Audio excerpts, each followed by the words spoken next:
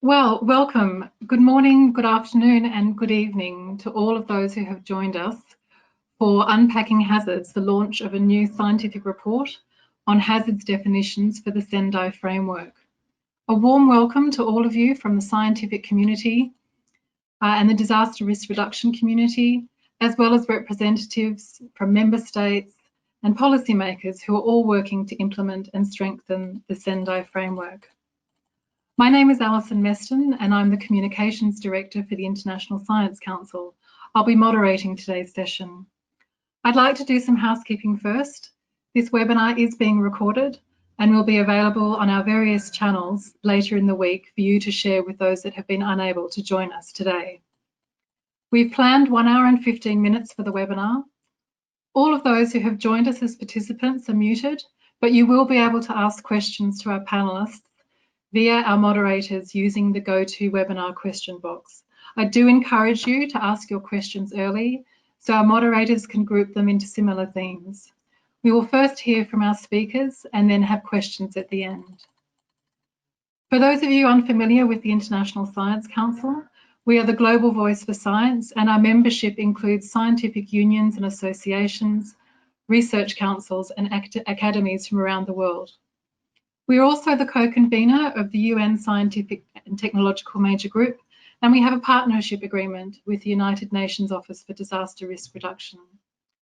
By reaching out to our global membership and our scientific unions, the ISC and our partners have been able to convene the scientific community around the development of this hazards report.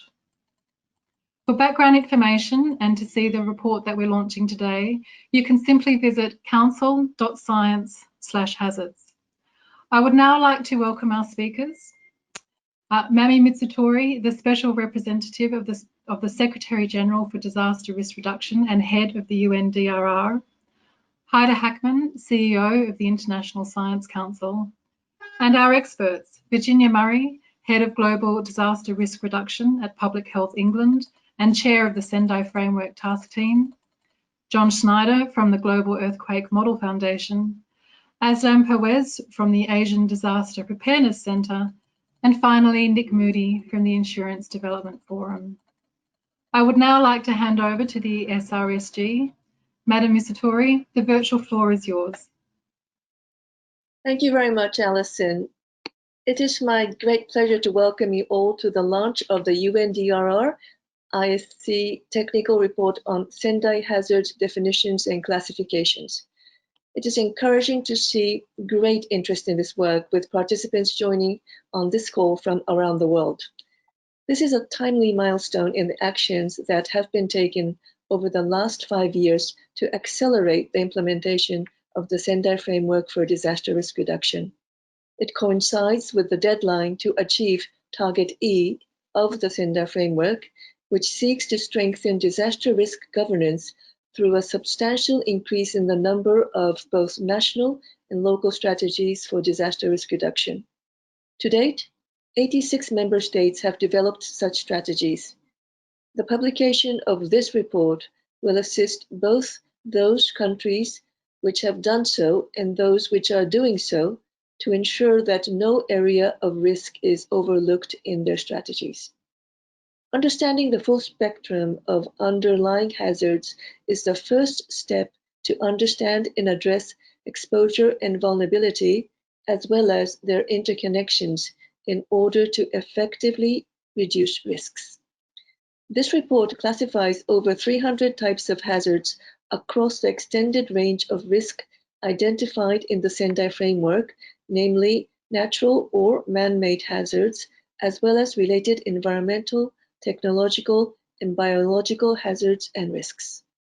As such, it is an important foundation for the international community to achieve sustainable development with the increasingly complex, interconnected, and systemic risk landscape. Importantly, this report is launched during a global crisis, the failure to prepare for a pandemic despite warnings, which have revealed many of the shortcomings in disaster risk governance. At the same time, the recovery process from COVID-19 will provide us with an opportunity to really transform our models for economic growth and to put resilience at the heart of our development. The recovery must be resilient, green, and equitable. This is now a recurrent theme at the highest political level, including in discussions ongoing on financing for development in the era of COVID-19 and beyond, led by the governments of Canada and Jamaica, and in the preparations for COP26, led by the government of the United Kingdom. To build resilience, countries and stakeholders are demanding evidence and methodologies from the DRR community for the implementation of a multi-hazard approach, an approach that addresses the systemic and cascading nature of disaster risk starkly revealed by the COVID-19 crisis. The report we launched today provides a starting point for this. I would like to thank Dr. Heide Hackman and her team from the International Science Council, as well as Professor John Handmer and the team from the ISC Integrated Research on Disaster Risk Program for their leadership and engagement. I would also like to extend my sincere thanks to Professor Virginia Murray and her team from Public Health England. Virginia is a veteran of the negotiations which resulted in the adoption of the Sendai Framework. She has brilliantly chaired the technical working group which produced this important report. All the members of the technical working group from the United Nations agencies, science partners, and also private sector representatives are named in the report. We owe you all a great debt of gratitude for your work. Last but not least, I thank the over 800 scientists and technical experts who engaged in the review of the report and the ISC board members who gave its final approval to the report. In closing, let me reiterate once again that this report is a first important step which now needs to be followed by further action. Action by national policy and lawmakers, scientists, research funders, UN agencies, international financial institutions, and also private and financial sector leaders, regulators, and local authorities.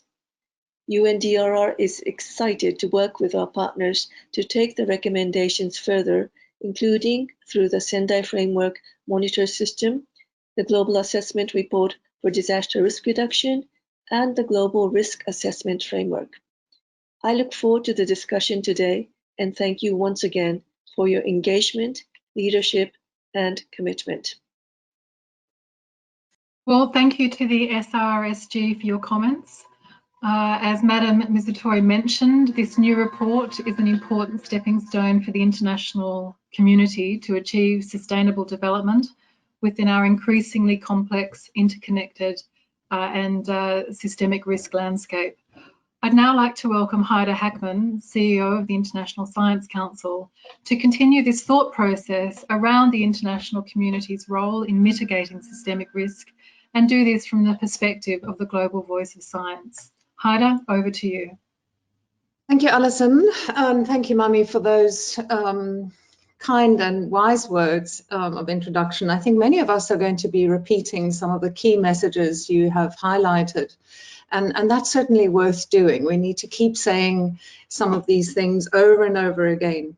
Colleagues, it's a pleasure and an honor for me to be representing the International Science Council in today's launch of a report that presents the extensive and challenging work that was undertaken by an international group of experts on unpacking the wide range of hazards that quite simply should be covered in the world's integrated risk reduction policies and practices.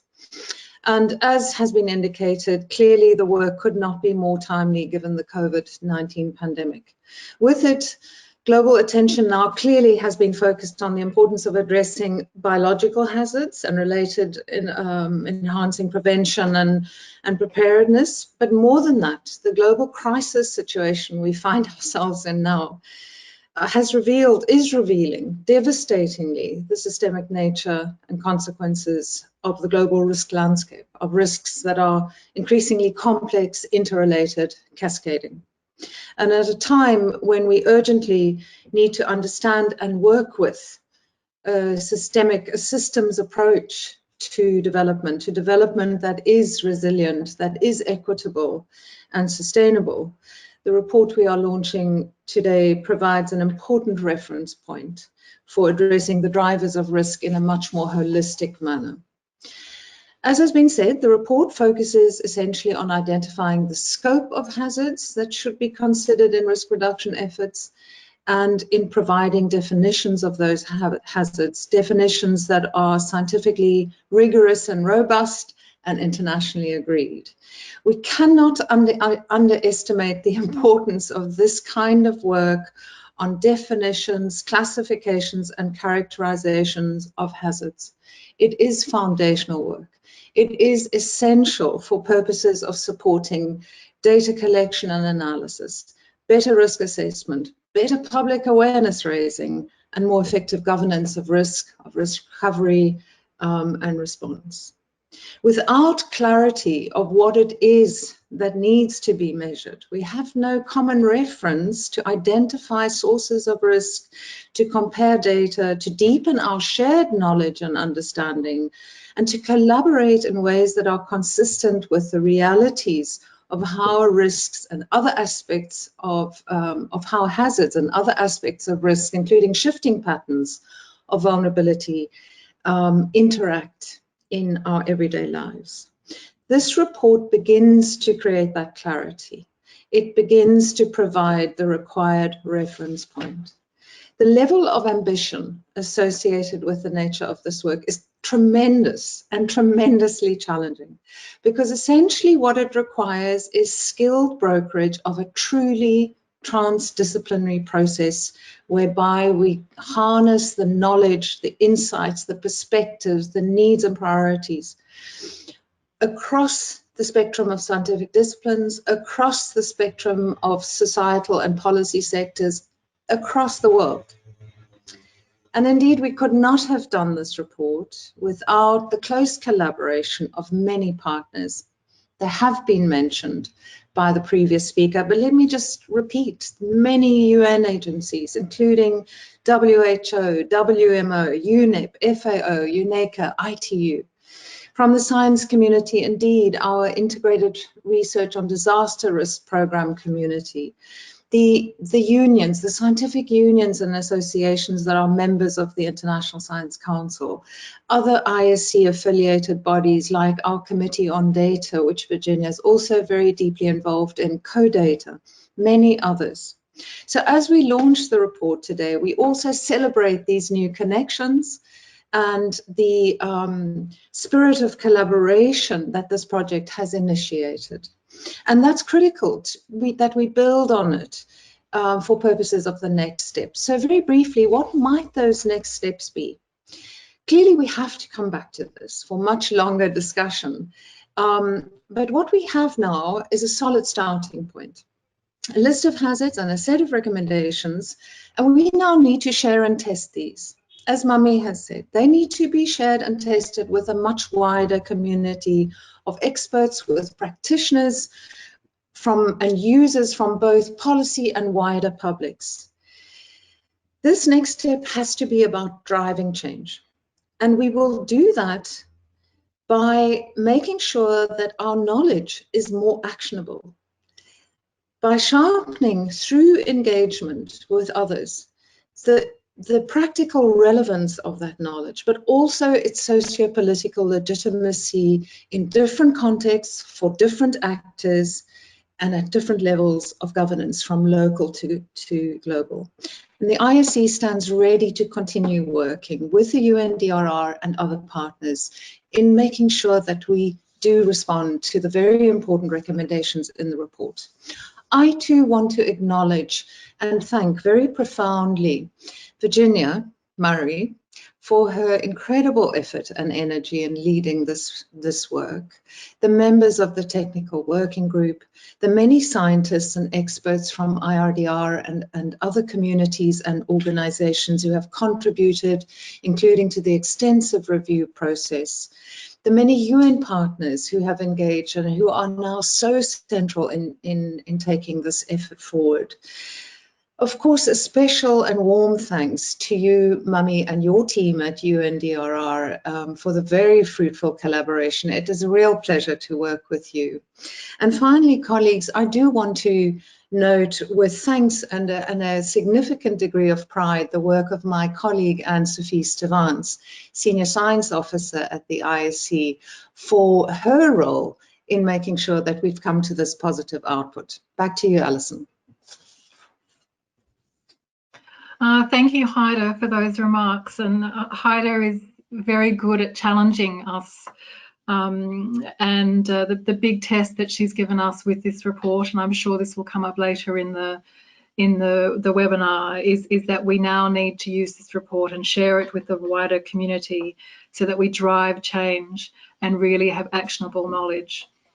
So we're now going to hear from our experts who've been involved in producing this report. We're going to dig a little deeper into these issues. We're first going to hear from Virginia, then we'll hear from John Schneider and Aslam Perwez and Nick Moody, who all come from slightly different backgrounds. Virginia will be sharing some slides. And I have to say, from a personal level, Virginia, when I joined the International Science Council last year, this was one of the first projects that I was involved in as a communications officer. So I'm really proud to be sitting with you here today, launching this wonderful report and being part of this project. Over to you, Virginia. I cannot thank you enough for the vast privilege you've given me in allowing me to chair such a vital piece of work. I thank you, Madam Mitsutori, so much for your kind words, as I thank you, Haida. Without working with the two of you and all our technical working group, we would have never achieved this report, which I now show to you. I hope you can see it on the screen, but I'm not certain. I will certainly show it to you again later. I'm just going to talk you through how we've got to this report and the incredible engagement of so many, who I thank enormously. So the report is really elegant. It came out yesterday and is really very accessible both on the International Science Council and UNDRR websites. And we hope you'll enjoy it and see why we've done it. It really reflects the incredible work that has been led on disaster risk reduction from the start of the International Decade of Natural Disaster Risk Reduction in the 1990s, all the way through to the Yokohama Strategy, the start of the International Strategy for Disaster Reduction, which is now the UN Office for Disaster Risk Reduction, and the Hyogo Framework leading us to the Sendai Framework. Hazards have been mentioned throughout, but it's come through really strongly in the Sendai Framework, and that has been really clear in taking us forward. And with the agreements of it running to 2030, we must get on and do really well. The Sendai Framework outlines some very clear messages. It has a global outcome, 13 guiding principles, 4 priorities for action, and 7 global targets, all of which need a definition of hazards. We need to reduce mortality, affected people, economic loss, and damage to critical infrastructure and disruption of basic services. We need to increase our knowledge of the risks that we have within each country, so we need to understand at a local and national level what our hazards are, build our international cooperation and improve our availability for multi-hazard early warning systems and disaster risk information assessments for all the people of the world by 2030. Huge commitments that the UN has so charged us with, our UN member states. The Sendai Framework Monitor, as you have mentioned, Madam Mitsutori, is critical to understanding what the hazards are and how people are responding to these risks when they occur in their countries. And this reporting system is vital. But part of it is that we need to understand what we mean by all hazards. And in paragraph 24J of the Sendai Framework, it calls to strengthen technical and scientific capacity to assess disaster risks, vulnerabilities, and exposure to all hazards. So what does that mean? We know there are many hazard definition lists that exist or have been in development, and they cover economic, social and political contexts. And Annex 4 lists many of the scientific glossaries in the report, and Annex 5 the many UN glossaries. But what we needed after a lot of discussions, probably to have a single technical review, to provide a comprehensive picture of the hazards, to help to inform policy, practice and reporting, but also to enable the implementation of the tremendously important global and regional frameworks such as the Sendai Framework, the SDGs, the Paris Agreement on Climate Change, and the international health regulations, which WHO is responsible for. So it was last year at the Global Platform in May 2019 that we had a fantastic science and technology session that I thank so many of the Scientific and Technical Advisory Group for UNDRR and many other colleagues for organising. But it came out with this very strong message that we have to build with science, UN and private sector scientists a technical working group to develop definitions of risks, a definition list of Sendai Framework hazards. So the whole purpose of the report, the aim of the report, is to provide a review of the Sendai Framework hazard terminology and classification for all to address the all hazards paradigm. To do this, we built a technical working group of 26 people who represented all those arms that you have mentioned, Madam Mitsutori and Haida Hackman. And we're so grateful to you. So we've included all the UNDRR and the many UN agencies and partners that you have mentioned, and all the International Science Council partners. But we also thought it was incredibly important to have the industrial science partners and the Insurance Development Forum that you will support later, Nick. And we also were very concerned to include the communities through the International Humanitarian Organization of the International Federation of the Red Cross, Red Crescent. But it wasn't just this 26, it was the 400 who supported and actually reaching out to so many more who have been so influential in trying to make us understand what we can do best. So with that knowledge, I'm going to take you through the hazard review and classification process that has been published in the report. I'm going to start with showing you that there was a call for this expanded scope of hazards and to look at the UN General Assembly agreed definitions of hazard. This was originally published in 2016 after a huge open-ended intergovernmental expert working group discussions, and it was adopted in 2017 in February. The terminology is now on the UNDRR website, which I thank UNDRR yet again. And it says that a hazard is a process or phenomenon or human activity that may cause loss of life, injury, or other health impacts, property damage, social and economic disruption, and environmental degradation. But it's not just that is described. It is also a hazard includes natural hazards, anthropogenic, socio-natural, multi-hazards, biological hazards, environmental hazards, geological, geophysical hazards, hydrometeorological hazards, and technological hazards. There are many hazards within this domain that we needed to try and understand and make more accessible for everyone. So there was a lot of work that went into this. We looked at the scientific hazard glossaries, the IRDR peril classification that was published in 2014, the UN glossaries, the Sendai Monitor hazard list. We looked through surveys of scientists on hazards, but we also consulted with many expert communities within the UN and the scientific community. It has been an incredible engagement and a very rich one that you have described so well. The next step was to try and develop inclusion criteria of what a hazard really is that should be defined. So these are the 3 inclusion criteria. The hazard has the potential to impact on a community. It is proactive and reactive measures are available to reduce that hazard. And the hazard has to be measurable in spatial and temporal components. And by using that, we came up with the hazards. And there are over 300 hazards that we've identified, but they fall into several categories. The hydrometeorological, the extraterrestrial, of course, the geohazards and the consequences of earthquakes, but also the environmental hazards like the raging wildfires that are going on in Europe at the moment, which is so worrying. And of course, COVID. The biological hazards. This image is being taken from our own Public Health England laboratories when we first started working on this in January this year. But there's also other hazards, like the World Health Organization being really concerned about lead being toxic and understanding these chemical hazards. But we're also worried about technological hazards. This is a photograph from one of the largest fires we've ever had in the UK that happened in 2005, where 22 tank farms burnt of oil and caused a major impact, not only inside the UK, but obviously across Europe. And then increasingly there are the societal hazards that we're beginning to recognize and understand. And civil unrest is one of those. So if we look at the current list of hazards, the over 300, you'll see that the biological hazards have come to dominate with 88. The hydrometeorological hazards are at 60, the technological hazards are 53, the geohazards, to our surprise, were only 35, and the chemical hazards, although there are many chemicals, we've listed currently only at 25. And then the environmental hazards, the extraterrestrial and the societal hazards, we know probably need to grow and to understand more after this first step.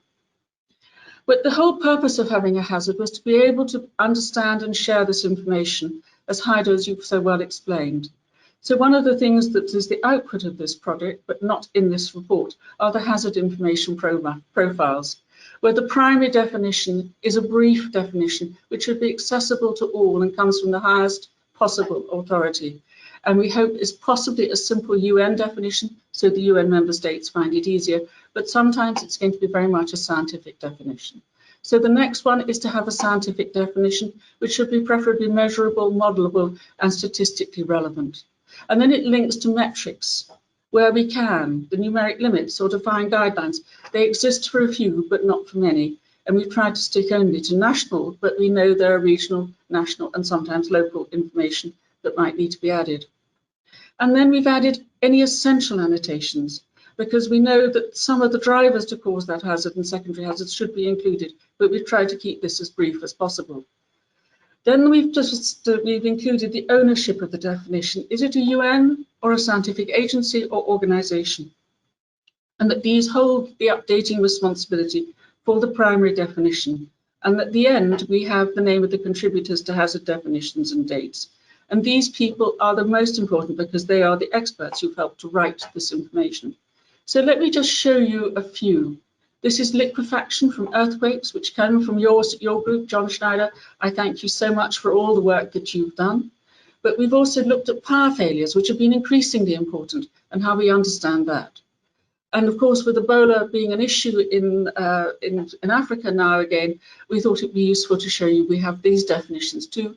And of course, pandemic influenza we cannot ignore, because we have yet to write the COVID-19 definition, but we will be doing that soon. Taking that into account, we came to the recommendations which are already critical, which are already mentioned. We know we need regular review and update. We need to listen and hear what people need, and we need to understand and make sure we deliver what is wanted. We need to develop and facilitate this development of a multi-hazard information system.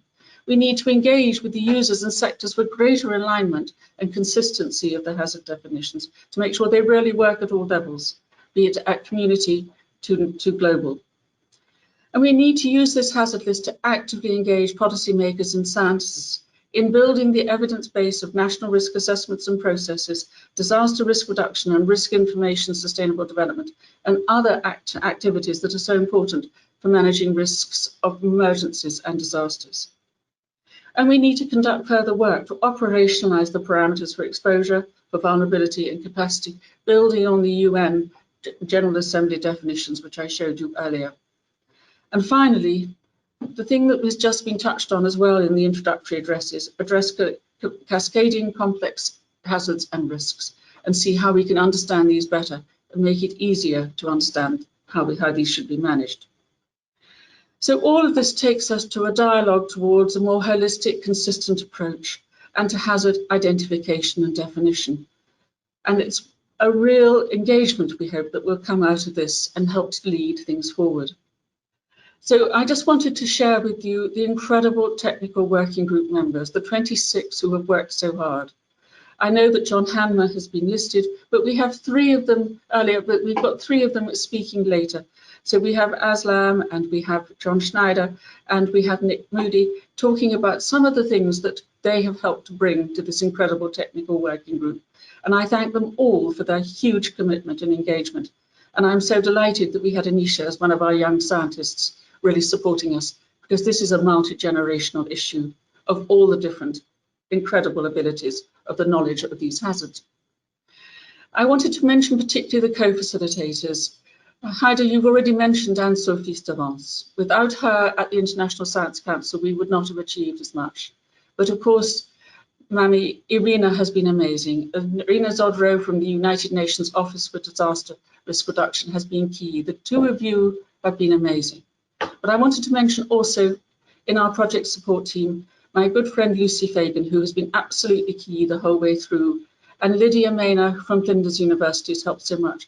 But you can see so many who've helped, both from our library services to the review of the technical report, and then out to all our colleagues who've helped so much to guide us and support us. I cannot not mention, though, our incredible global experts who have been the authors of the hazard information profiles. I show you a list, but each one has been a unique expert. And I thank you all so much for what you've done at every level. But I also wanted to mention the reviewers, another incredible group of friends and colleagues, just to show how incredible it has been to try and deliver this. So the report is here. What an achievement, and I thank you all so much.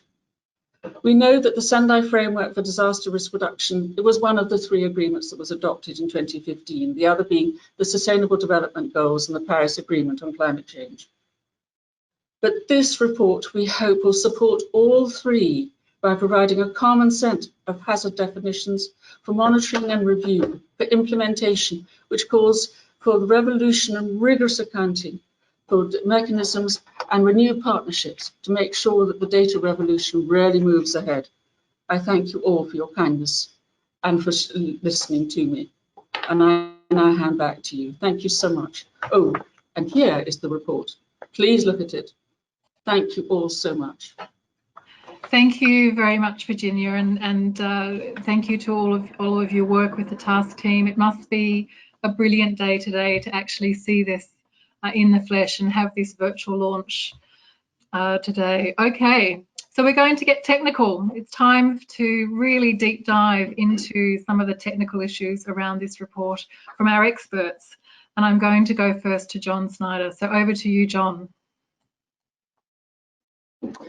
Thank you very much, Virginia, and thank you to Mami and Heidi for the opportunity to participate in the technical working group and to make comments on behalf of the hazards community, the scientific community, whose efforts and commitments to disaster risk reduction are indeed the basis for this report.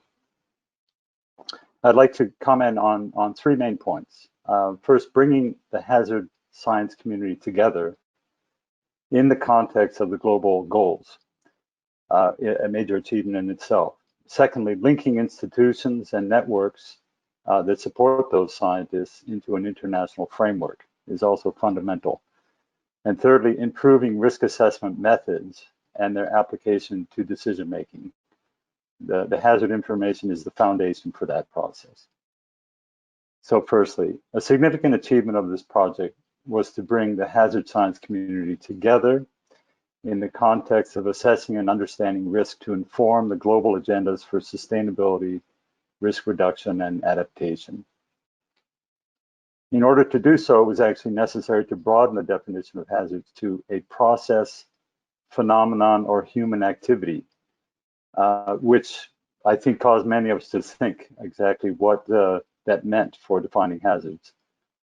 And also to integrate, it meant integrating traditional geological and hydrometeorological hazards, which many of us in the DRR community were most familiar with, together with technological, health, social disruption, and environmental degradation. The resulting definitions provide part of the common language for understanding risk to society and provide the basis for developing the information, methodologies, and tools for assessing and understanding risk. As a consequence, it becomes possible to compare hazards from one environment to another, or from one lost database to another, for instance. Interestingly, we find that some hazards can be considered hazards to one community, while at the same time they are vulnerabilities or impacts to another. For instance, to an earthquake engineer, the collapse of a building is the impact. It is the failure. Whereas to an urban risk manager, it might actually be the hazard. It's the start of the process. So while it's important to have common and agreed definitions, we also have to recognize the need for flexibility in how they are used. Secondly, the hazard definition process demonstrated the importance of linking institutions and networks within an international framework. This framework is necessary to maintain and support the monitoring, analysis, maintenance, and dissemination of information. The definition is simply the starting point for that. Institutional ownerships of hazards and their definitions is the first step in developing a coordinated process, in developing open and accessible databases, and in developing ultimately consistent guidelines, methodologies, and interoperability standards for hazard and risk. And it's evident in this process that many hazards don't actually have stewardship within the UN or the intergovernmental process. While meteorology, health, agricultural hazards do have ownership and governance structures to formal organizations, geohazards, for instance, including earthquakes, tsunami, and volcanoes, do not. Nonetheless, foundations like GEM Foundation, the Global Earthquake Model, networks like the Global Volcano Network have been developed to provide global leadership in terms of methodologies and tools, and also collaborate with and train local scientists and engineers to improve hazard and risk assessment practice. So the gaps are filled in ways that require, it's not necessary to have a system defined. The system is actually defined in formal and many informal ways along the way. This collaboration, though, is fundamental to the priority one of the Sendai Framework, that is to understand risk. My third point is around the hazard definition process being essential to improving risk assessment methods and their application to decision making. It's important to moving from risk assessments to risk solutions, from reporting on impacted disasters to reporting on the benefits of risk reduction. Moving from managing disasters to managing risks actually requires moving from hazard-centric approaches to better understand systemic drivers of risk, such as in relation to climate change or other complex issues. One of the key recommendations of the report is to expand the framework for hazards to include exposure, vulnerability, and capacity, which together with hazard are the fundamental ingredients of risk and understanding risk. The Global Risk Assessment Framework, for instance, has a working group that is now being established to address this issue. This work will in turn form part of the foundation for the final recommendation of the report, which is to develop an understanding of risk in terms of cascading and complex hazards and risks as a system. As we saw in Indonesia in 2004 with the Great Tsunami, and in Japan in 2011 with the nuclear power plant failure, a major earthquake can have cascading hazards and impacts with global consequences. And if we have a major earthquake or other disaster during the current pandemic, the consequences could be even more catastrophic. So let's continue to bring it all together to turn our understanding of hazards and risk into solutions to reduce risk. Thank you very much. Thank you very much, John. And without further ado, I'm going to hand over to Aslam, who is going to speak from a practitioner point of view, and in particular talk further on Target E, which we mentioned earlier. This relates to member states and the implementation of disaster risk reduction strategies. Thank you, Aslam.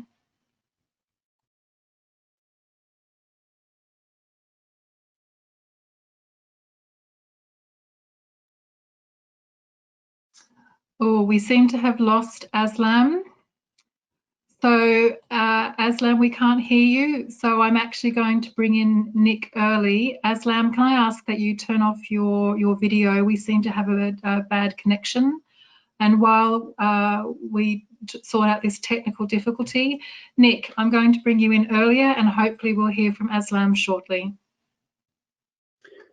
Great, can I just check you can hear me all right, Alison? Yes, we can hear you beautifully, thank you. Smashing, thank you. So I'm going to speak, if I may, from the perspective of the private sector, and in particular a grouping called the Insurance Development Forum, which is a cross-sector grouping well known to Special Representative Mitsutori, which was launched by a UN political champions group and was conceived around about the time, actually, of Sendai. And its purpose is to apply private sector risk expertise and resources to the development challenge. And as you can imagine from the title, it's really coming from the perspective of the finance sector, both insurers as investors, but also as transferers of risk. And there are two important societal functions right there. One is the finance sector's function of provision of capital, which, if directed properly by good risk information, can be directed towards risk prevention measures and towards resilience. And its second function is the transfer of residual risk, which also has to be risk informed. And as you can imagine, for reinsurers and insurers over recent decades, the analysis of risk has become a survival skill for them. So it's that perspective from which I'd like to bring out three particular points about the usefulness of this work on classifying hazards. Point one is around the discourse between the public sector and private sector and the collaborations that result from that discourse. Point two is around horizon scanning. And point three is around a technical point, which is, while technical, nevertheless a very important point. So on point one, the private sector was well represented at Sendai and is increasingly, since Sendai, has increasingly become involved in cross-sector targets in support of the 2030 agenda. It does so, for example, through forums, such as, for example, the Coalition for Climate Resilient Investment, such as the Insurance Development Forum, and the IDF has signed up and committed to public sector targets, most noticeably, for example, the INSEE resilience target of covering financial coverage for 500 poor and vulnerable people by 2025, which is a very ambitious target. And the private sector wants, through organizations like the IDF, to play its part in that.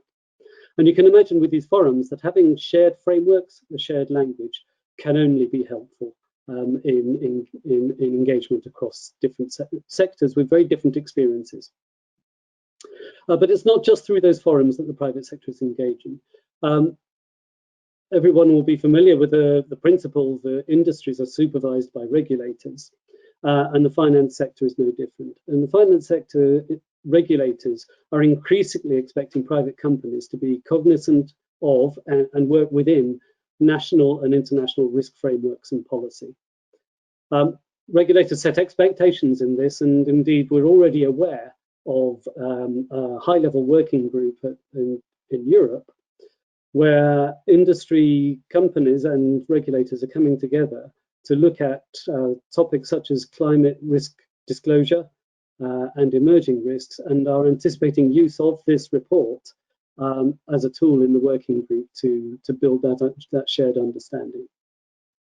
Now, as you've heard already, under that topic of public-private discourse, I think we're all very aware that hazard is just one part of the risk picture. And indeed, to many reinsurers and insurers,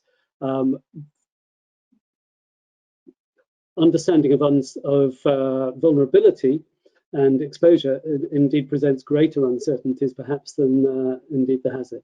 But nevertheless, it's useful to have this common taxonomy, particularly for practical purposes, such as scenario analysis and indeed for stress testing of financial institutions. So that's point one, around the collaborations between public and private sector. Point two is around horizon scanning.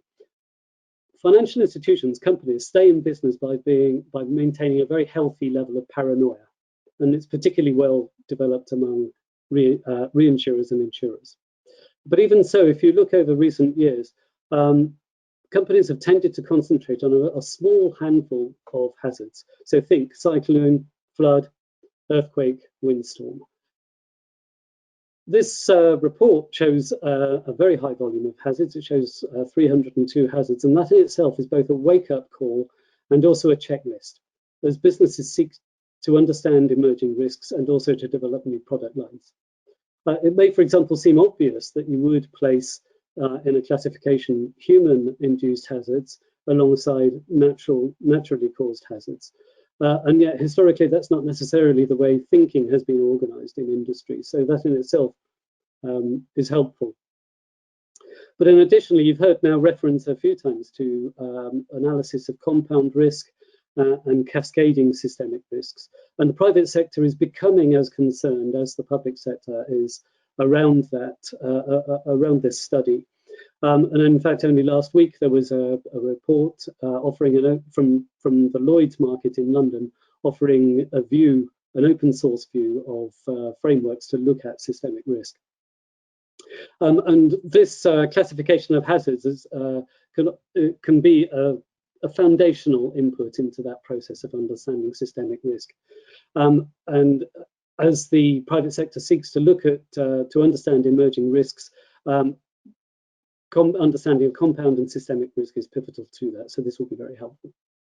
The third point is on, I guess at a more technical level, but it's a really important one because it's about the skill of the risk analysis, about the skill of the models. We all know, and we've heard, and you can read in the report, that risk, that predicting the future can no longer be based on our experience of history. Risk analysis has moved on from projecting the past into the future. But nevertheless, the historical record is still very important. And it's important for the technical reason that it's used in validating model approaches. So if a model can demonstrate good skill in explaining events that have happened in the past, then it can be relied on a little bit better in the study of the future. But the problem with that process of validation, and there are big teams that spend a lot of time working on validation, the problem with that is the incompleteness or inconsistency in the historical record. It's a constant challenge. But if countries are to use this classification in their reporting, then over time we will build up a much more consistent and a much more complete record, which will be valuable in years to come. So those are the 3 points around the usefulness of the report, but I'm going to put a big caveat on the end of that. And that but is that big decisions and mobilization of capital doesn't happen just because we have a shared language or a shared taxonomy, however warm and fuzzy that might make us feel. It happens because a base of evidence has been built and because compelling stories have been developed around that base of evidence. So it follows that the value of the report is in its adoption and use.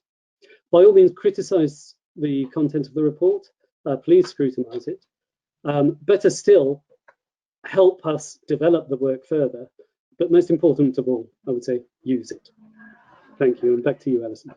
Thank you very much, Nick, and I think you've given us a challenge that we might speak to later about the mobilisation of capital, and I like the way that you segued with, this happens because we have a base of evidence and we're storytellers. I think this is critical in making sure that this report has a bearing on the way member states and policymakers create their policies for disaster risk reduction. But we're now going to go back to questions. So our first question is a general one, and this is to the SRSG and to Heide Hackman, who recently wrote an op-ed that you can read on the special webpage that we've set up, council.science/hazards. And they wrote an op-ed where they said, in our pandemic world, it's really a call to action for the policymakers and science community. How can we maintain and strengthen and promote the hazards list, particularly to member states and policymakers, so that we really build resilience in what we might now call a pandemic and climate emergency world? Madam Mitsutori, would you like to respond first? Thank you.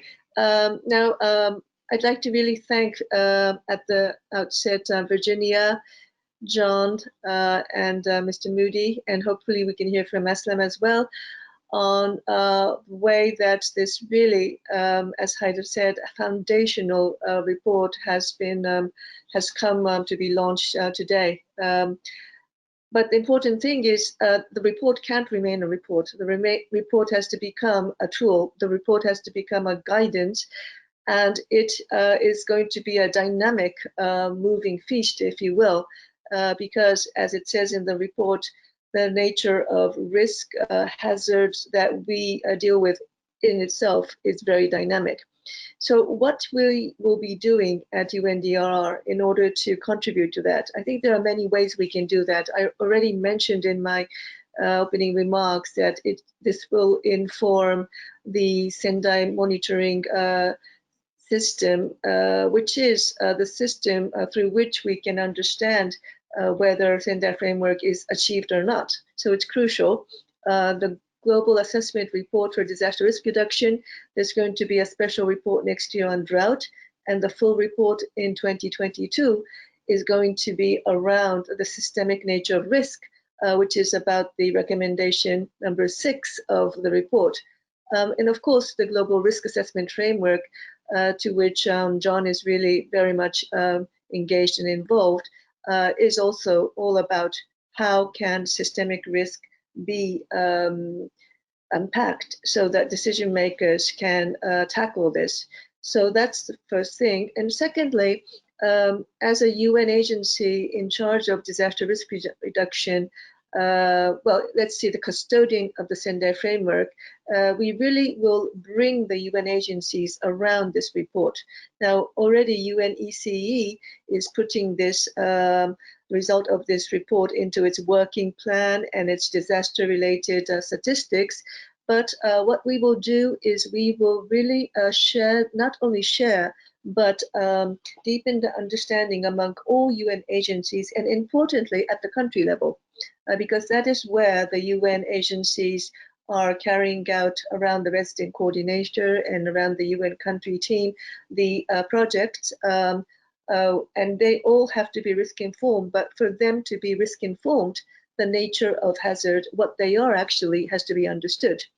Another very important way is to inform our capacity development work with this report. We have a Global Education and Training Center Institute in Incheon, but actually the main work of what our regional offices do is to develop the capacity of the Sendai focal points of all the national governments, but not only, all the stakeholders too, on how to improve their disaster risk management. And for that, this report will be foundational. We will include the findings of this report into the modules and the curricula of the development of these capacity building work. And then importantly, partnership.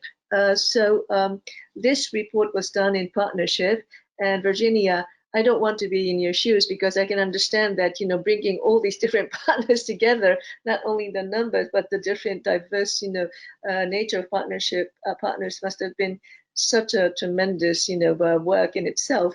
But we can only do things in partnership. So we have also science and technology advisory groups in every region. We have our private sector alliance for disaster resilient societies. And of course, as Nick mentioned, we are part of the Insurance Development Forum, and importantly, the civil society organizations which work very much at the community level. So we will really use this report, this product, to enhance the understanding of hazard among all these partners. And importantly, I hope Haida would agree that we would like to feed this into the risk science agenda to 2030, because this report is, as Virginia, you mentioned, it's not only about the Sendai Framework, it's also about the Paris Agreement, and importantly, about the SDGs, the achievement of Agenda 2030, which is unfortunately was already not on track before COVID-19. And with COVID-19, the Secretary General has emphasized that it is really off track. So this is something that will really help to enhance that system. And finally, I would say that I hope that we can bring this to the COP26 next year that will be held in Glasgow, because again, while we live with COVID-19, we know that climate emergency is going to be an emergency which will even, make the current emergency mild, if I will. So those are a few of the things that we will do, but we hope to do much more in partnership with ISC and with others. Thank you. Heide, do you want to add a few words, and then I'm going to open up to questions from our listeners. Thank you, Alison. I want to try and just complement what Mami has said, but also just thank all the speakers for your inputs. Very interesting to listen to you. Aslam, I do hope we have a chance, if not today, in one way or another. I really would like to hear your views on this. Let me say that, in the context of what I've talked about as, what we're engaged in here is the process of brokering transdisciplinary knowledge development and application. And I fully agree with Mami that, the issue of partnership is critical to that. I think what we need to do is challenge ourselves as organizations to maximize the benefit and the value of those partnerships.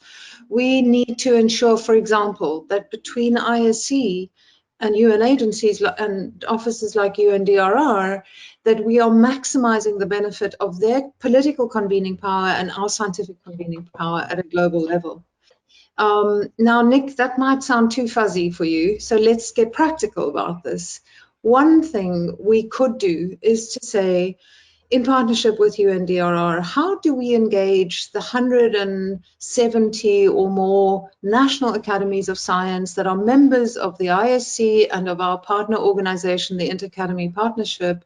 How do we engage them with their national level relevant policymakers and practitioners? How do we challenge them and how do we support them? This is a note to self for us, Alison, Anne-Sophie, and others online. We need to think through that process, and that would begin to respond very practically to recommendation 4, I believe. Mm-hmm. And then, of course, there is a fuzzy element, but it's critically important. What the report, if I think about recommendation 6, the report's clearly indicating a shift in our conceptual framing. And this speaks to the process that Mami's also referred to, this process of thinking through the next decade of an agenda for disaster risk reduction and risk science. We have to, if I think about the work of the ISC, we work on sustainable development, we work on disaster risk, we're now working with the UNDP on rethinking human development, we work on climate with the World Climate Research Programme. And we don't really link those communities. The conceptual framing, the shift in conceptual framing that this report highlights and that every speaker has referred to, the shift towards a more systemic understanding, requires connectivity. What does that boil down to in the end? Yes, we must engage with users and practitioners and policymakers, but within the house of science, we have to remain vigilant about the interdisciplinary process. We need those connections in order to advance our understanding of those systemic framings and approaches that we've all talked about. Thank you, Alison. Thank you, Heide. And I can see that Aslam's connection might be a bit better. So Aslam, can I try and bring you in third time lucky? And may I suggest that you just stick to speaking and not share PowerPoints or anything? Let's just hear your voice and see if your mobile connection is the winner. Can you hear me? Yes, we can. Okay. I mean, my apologies to everybody. I have absolutely no clue what's going on. Of course, there's rain outside, but I never face it. But let me just give me just 2 minutes. As I was just speaking, that I'm basically a practitioner who utilizes the services and tools of the scientific community and take them to the communities and the local authorities. In this entire journey, I mean, this link between science, policy, and practice is the one that we have always sought to keep in mind throughout this process. And while I personally were contacting and working with a lot of the member states. So I just wanted to highlight here that how this report is going to support the member state, particularly on the achievement of the target E of the Sendai Framework, which seeks to strengthen disaster risk governance by developing or enhancing national and local strategies for disaster risk reduction. I particularly see this report as a critical tool for advancing regional, national, and local implementation, particularly the 300 plus hazard list that will help countries and communities investigate the potential risk hotspot in their own context. While the list that is now finalized is robust, it represents a starting point, as mentioned by all of you, on our journey to understand the full range of hazards faced by the community. One area for future development certainly is to ensure that this list reflects a wide range of local and regional terminology, including indigenous terminology, as well as capturing hyper-local hazards. Finally, a lot of being said about the new normal in light of COVID-19 and what this means for the global risk landscape. The importance of solid evidence and scientific-based risk-informed development and investment actually is the new normal. A shared understanding of hazards in the new normal provides a great opportunity to unlock potential for a systematic approach to risk management in the institutional, legal, policy, and fiscal framework of the national and local governments. The effective application of hazards relevant to the Sendai Framework serves as the valid basis for countries to review and strengthen the risk reduction policies and operational risk management practices. I today represent the Asia Pacific Science Technology Academia Advisory Group facilitated by our UNDRR Asia Pacific office here in Bangkok. Together with this, we had a round of consultation, and I firmly believe that this report will find its users in the most effective way to continue development of hazard definitions as online resources, encoded following linked data and open science best practices. At the same time, I work and represent Asian Disaster Preparedness Center, which facilitates regional cooperation on scientific innovation such as risk identification, risk governance, and risk-informed planning. We certainly further collaborate with scientific bodies like International Science Council, Integrated Research on Disaster Risk Program colleagues, as well as the UN agencies here in Asia and Pacific for the optimal use of this report. Thank you very much, and my apologies again for this. Aslam, it's fine. These things happen, and I think one of the interesting things that keeps coming back is this issue around targets, whether it's targets for the Sendai Framework, whether it's targets for the Paris Agreement, whether it's targets for the SDGs. And Madam Mitsuri mentioned earlier, we are off target. And so there is a lot of work to be done for member states in finding ways forward to ensuring that the commitment that they've made in reaching these targets will actually happen. And I think this is what I like by this question that's come in from one of our audience members. And this question's from Catherine Adams. And she talks to the hazards, the mapping of the hazards, and the examining of areas for compounding, overlapping, and systemic hazards. And she asks, in a sense, could this form its own early warning system? Are there plans for identifying hazards in a database where compounded risks can be seen? So I think this is a nice question to start off the discussion, and I'll hand that over to Virginia, who can tell me who the best person is to answer this question around, you know, does this hazards report in some respects present an early warning hazard system where we're really looking at those compounding and systemic risks within our society? Thank you, Alison, and thank you, Catherine, for the question.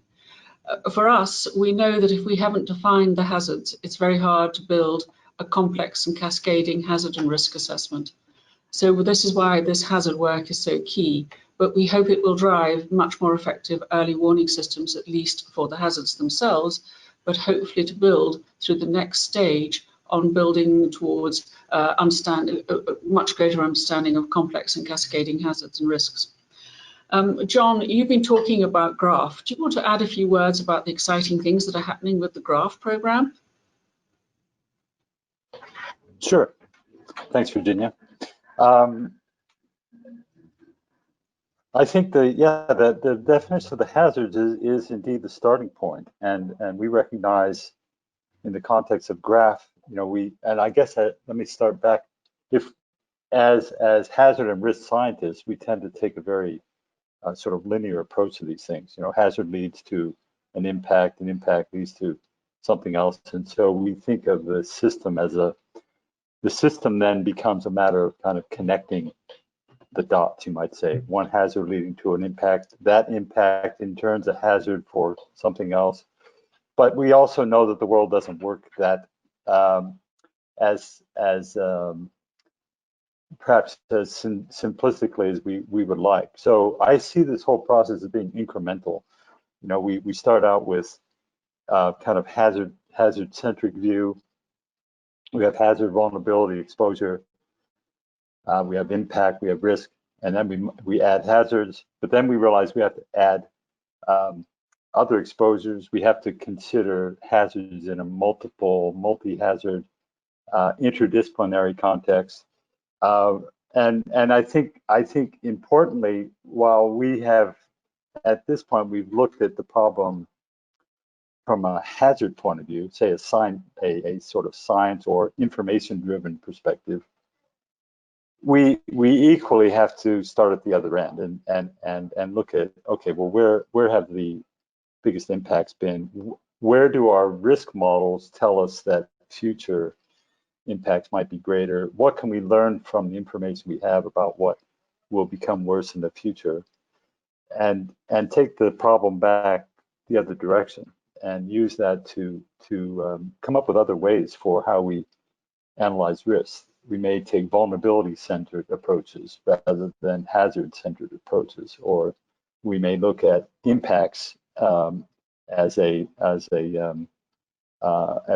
focal point and try to work back to what's the best way to understand in a holistic way the risk to a community or the risk to a country or what have you. So I think it opens up opportunities and doors for looking at things in many different ways. The graph is wrestling with this. So the global risk assessment framework is about trying to approach this as a system and to look at all these different connections, nodes, local to global, hazard to hazard, risk to vulnerability, et cetera. So how do we create this web of information and the interrelationships between them is what we really need to understand. Thanks. Thank you, John. So this actually relates to a question that's been asked by Jer Torres, and they are asking that this hazards taxonomy suggests that there's a new structure for national systems on disaster risk reduction, and in particular, the question is around, how does this reflect the implementation on the Sendai hazards of target G, which relates to early warning systems. And again, I don't know if Aslam or Nick wants to come in on this, or Virginia, but this is really a question about restructuring and how are we going to help that restructuring happen to follow this new taxonomy. So if I could just start very briefly, Alison, to ask the debate about how we'd structured the hazards classification has been truly complicated. We've had massive debates and discussions and tried to agree it. So what we've ended up with is with a very simple classification, and we've clustered rather than classified. And we know that when we finally have a database, hopefully possibly facilitated between UNDRR and CODATA, which you've mentioned already, Haida, we have something that is really robust and strong, and we have the hazard information profiles accessible to all, which is our big ambition for the next step. We hope we'll make it much easier for people to access that data, and we need to do it fast in good time to get the target E moving. I know, Madam Etsatori, you would be really pleased if we could try and support member states in trying to deliver that. But Aslam, you are so much part of target E in Asia. Can you give us a few words on that? Over.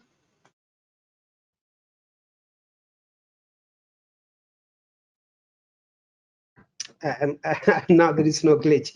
No, thank you very much. I think particularly here in the Asia Pacific region, and the way we have been contacting and working, and thanks to our colleagues here in the Asia Pacific UNDRR office, some of the obvious thing from this exercise that came, that it is really very, very complicated.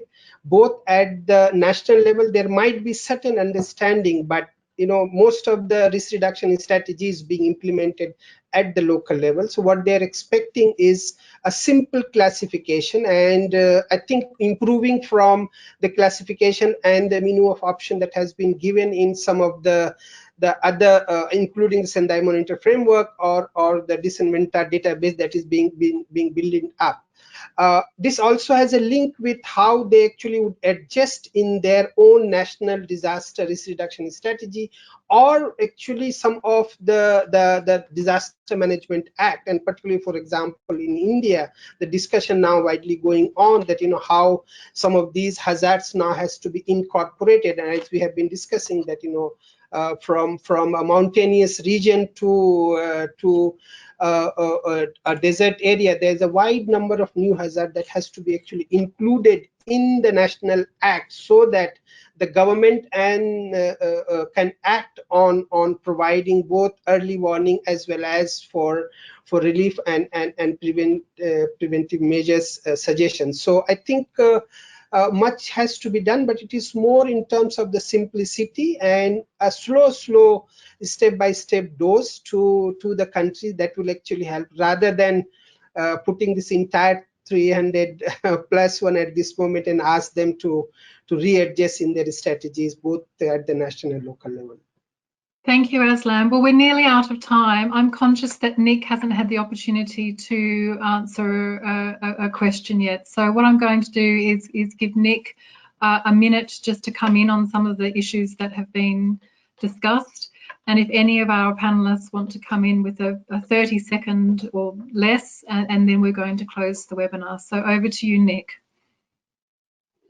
Wow, that's a massively open question there, Alison. Thank you.